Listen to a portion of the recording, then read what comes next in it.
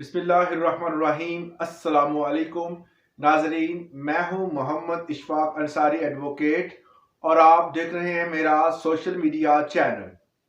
आज हमने बात करनी है कि 2024 में आप रजिस्ट्री किस तरह करवा सकते हैं।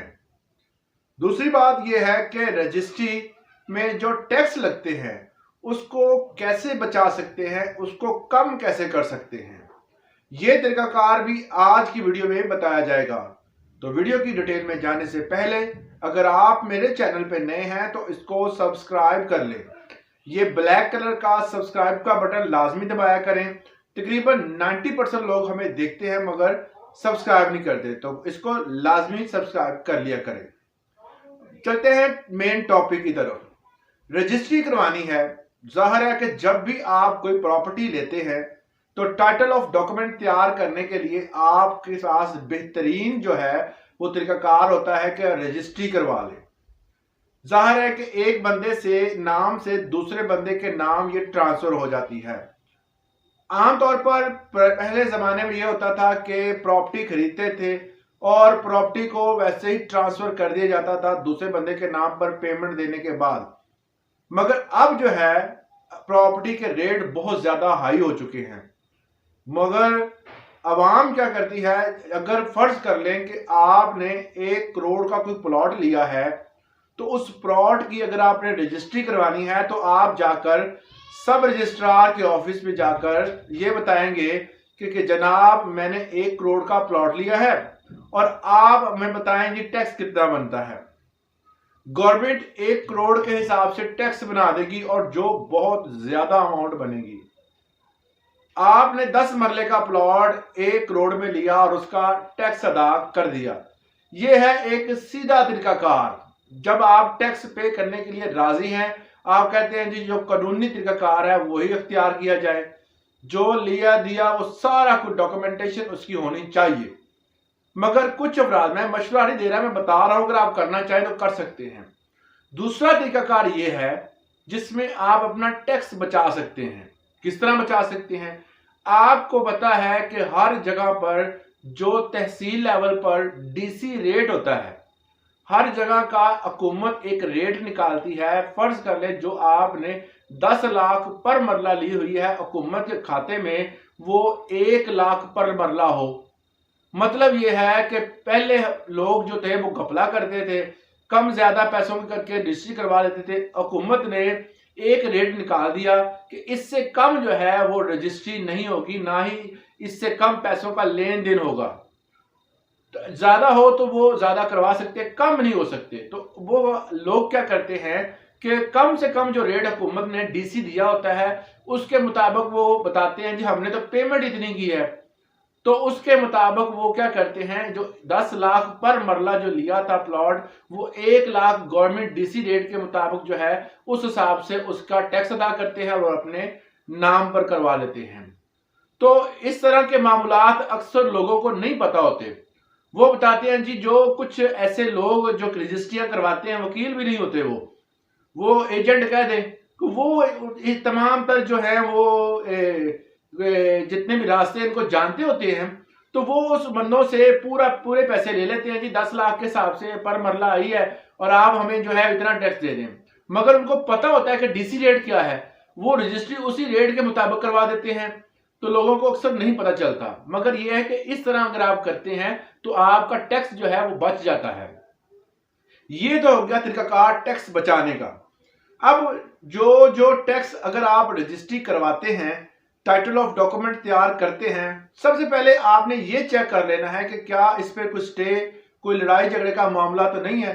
उसके बाद आपने सब रजिस्ट्रार के ऑफिस जाना है जहां पर तहसीलदार होगा या नायब तहसीलदार होगा। उनके सामने आपने बयान देने हैं, आपकी बायोमेट्रिक होगी, उसके बाद बयान होंगे जी मैंने पैसे दिए हैं, उसने पैसे लिए हैं। इस तमाम चीज से पहले कुछ टैक्सेस होते हैं वो अदा करने होते हैं। उसकी तफसील मैं आपको बताने लगा हूं। वो टैक्स तमाम के तमाम जो है वो एक लाइन से मैं बताऊंगा, आपने लाजमी और ध्यान से सुनने हैं कि वो टैक्स कितने अदा करने हैं। स्टैंप ड्यूटी मतलब स्टैंप पेपर आपने निकलवाने हैं उस अमाउंट के मुताबिक जो आपने पे की है, या डीसी रेट के मुताबिक। मोस्टली डीसी रेट के मुताबिक निकलवाते हैं। तो अगर आपने शहर में जमीन खरीदी है तो आप 1% अदा करेंगे टैक्स स्टैंप ड्यूटी की मद में।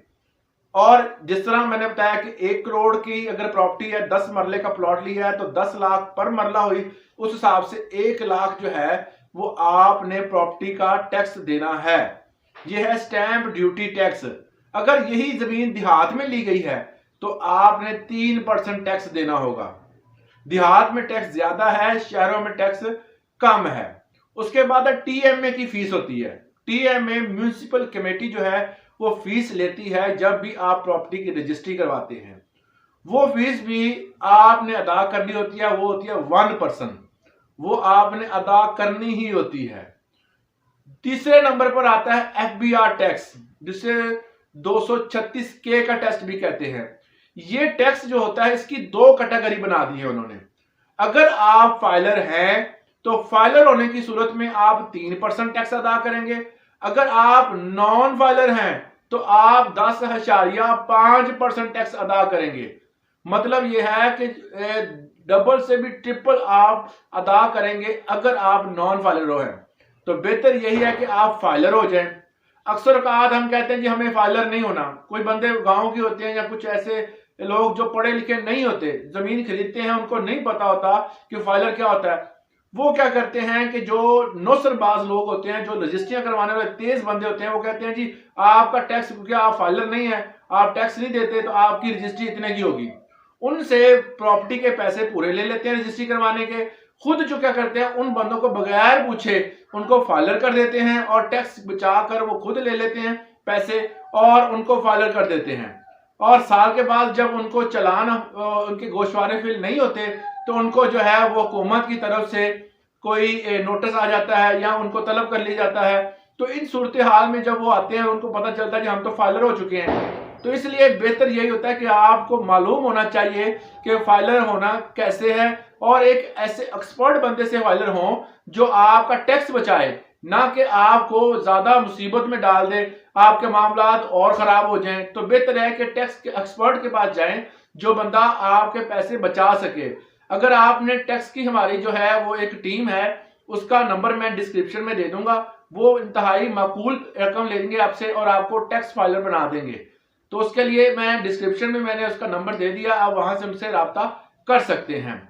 टैक्स अदा करना है आपने, फाइलर होगा 3%, नॉन फाइलर होगा 10.5%। अगर 1 करोड़ की प्रॉपर्टी है तो वो तकरीबन 10 लाख रुपए अदा करेगा। उसके बाद है कैपिटल गेन टैक्स।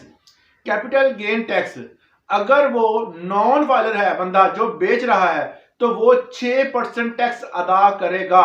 अगर वो फाइलर है तो वो 3% टैक्स अदा करेगा। तो बेहतर यही है कि आप फाइलर हो जाएं ताकि आपका टैक्स बचाया जा सके। उसके बाद आती है कि इंतकाल की फीस 500 रुपए होती है, वो उसके साथ ही रजिस्ट्री की जमा हो जाती है। रजिस्ट्रेशन फीस 1000 रुपए होती है और फोटोकॉपियों के जो डिफरेंट एक्सपेंसेस होते हैं वो तमाम, ये वो तमाम एक्सपेंसेस हैं जो कि आपने जब रजिस्ट्री करवानी है तब अदा करने हैं। इस हवाले से अगर आपको कोई और सवाल है तो हमें कमेंट सेक्शन में पूछ सकते हैं। वीडियो अच्छी लगी हो तो इसको लाइक कर दें और अगर आपको हमारी मालूमात से कुछ आपको फायदा होता है तो कमेंट लाजमी किया करें। इजाजत दीजिएगा, अल्लाह हाफिज।